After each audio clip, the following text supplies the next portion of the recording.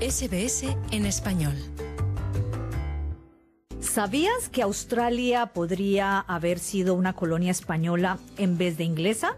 Bueno, eso es algo que recordamos en el contexto del debate sobre si el Día Nacional de Australia debe celebrarse el 26 de enero, cuando en 1788 Arthur Phillip, en nombre de la corona británica, inició el proceso de ocupación de estos territorios. Pero resulta que casi 200 años antes de que lo hicieran los ingleses, el 14 de mayo de 1606, Pedro Fernández de Quirós, un navegante portugués al servicio de la Armada Española, ya había llegado a Australia. Es más, fue él quien bautizó a estos territorios con el nombre de Australia, y algo que muchos no sabemos es que el rey Carlos IV de España incluso demandó su soberanía por estos territorios. Este es un tema que ha venido estudiando con mucha atención el historiador chileno Gustavo Martín. Gustavo, muy buenas tardes y bienvenido. Buenas tardes, Soraya. Muchas gracias. Con mucho gusto. Bueno, una historia prácticamente desconocida por muchos. Australia del Espíritu Santo, el nombre dado a estas tierras, ¿no? Aunque ya se conocía de todas maneras con el nombre latín de Terra Australis Nordum Cognita. Exactamente. Sí, ¿qué quiere decir? Tierra del Sur aún desconocida. Sí. Cuéntanos cómo fue esa historia del nombre y precisamente de la llegada de este barco español con el portugués Pedro Fernández de Quirós a bordo. Sí, mira, esta historia se remonta mucho más lejos. Después de la colonización latinoamericana, los monarcas de Portugal y de España firmaron un tratado, que es el Tratado de Tordesillas, por la cual ellos se dividían el mundo. Eran las potencias colonizadoras de ese tiempo, ¿no? Y ellos, obviamente, al repartirse el mundo, dejaron esta parte nominada Terras Australis en manos del gobierno, del reinado de España.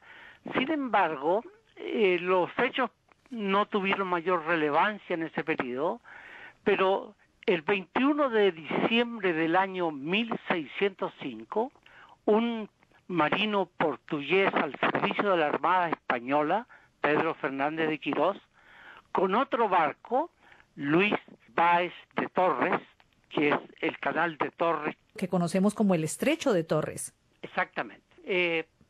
Pedro Fernández de Quirós llega a Australia el 14 de mayo de 1606, con una embarcación en que está incluido diferentes naves, una de ellas comandada por Luis Báez de Torres, ¿no?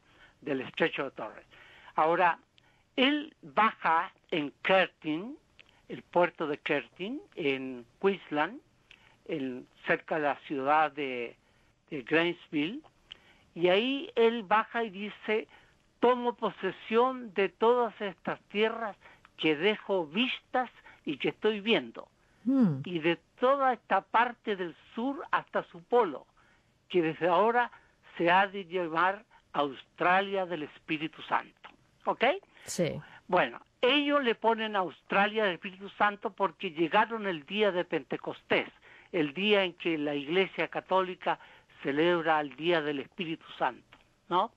Y él le escribe al rey de España, Felipe III, y le dice: por feliz memoria de su majestad y por apellido de Austria, le di por nombre a esta tierra la Australia del Espíritu Santo, porque ese mismo día tomé posesión de ella. Ahora, esto es muy importante. Aquí hay un gran conflicto de intereses y de puntos de vista entre los historiadores ingleses y españoles y portugueses también, porque, es decir, España y Portugal reconocieron de que Australia, la parte oriental de Australia, pertenecía a la corona española. La parte occidental, los ingleses ni siquiera les dio deseo de meterse porque consideraban que estaba bajo el dominio de Holanda, de New Holland. Sí. Solamente el Reino Unido tomó posesión de Western Australia en 1829.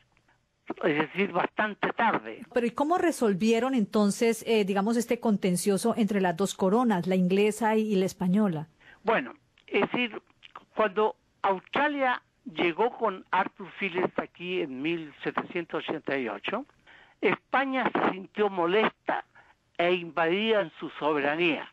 Entonces España pidió al virreinado de México primero y después al del Perú de que mandaran tropas para desalojar a los ingleses de Australia.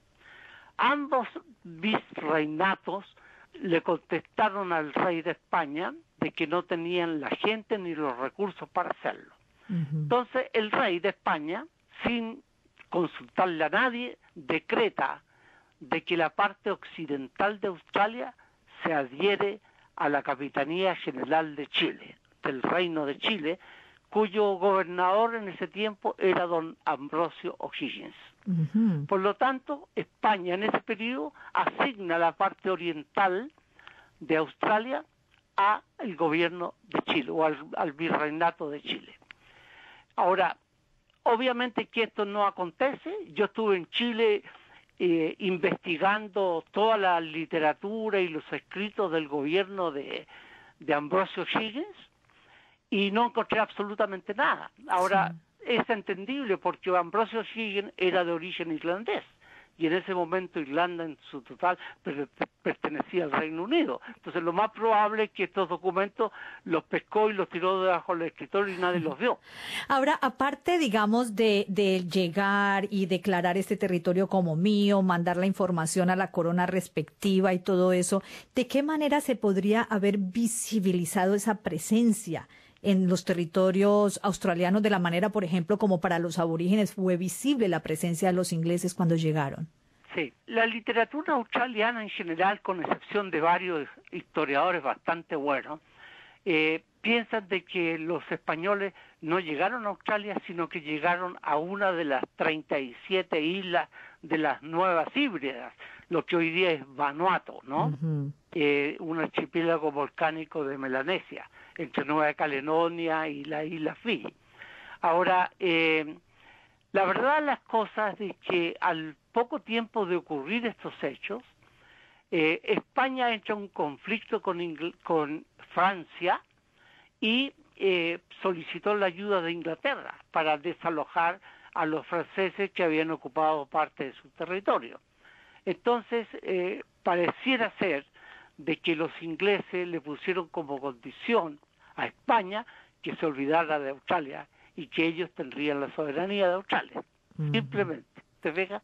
Sí. Ahora, esta guerra posterior, digamos, a la toma de posesión de los ingleses en Australia, habría terminado por definir el carácter, digamos, el carácter de pertenencia de esta Australis del Espíritu Santo, Australia del Espíritu Santo, al reinado inglés.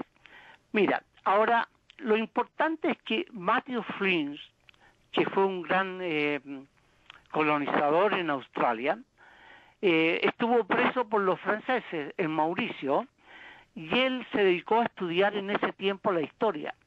Y en 1814 publicó en Inglaterra un tratado en que dice que este país tiene un nombre, Australia, porque toda la correspondencia que existía entre Australia y el Reino Unido hablaban de todo este territorio como Nueva Gales del Sur, o simplemente la llamaban Terra Australis. Pero el almirantado británico obligó a Flinders a no hablar de Australia, porque ellos sabían que el nombre de Australia había sido puesto por los españoles.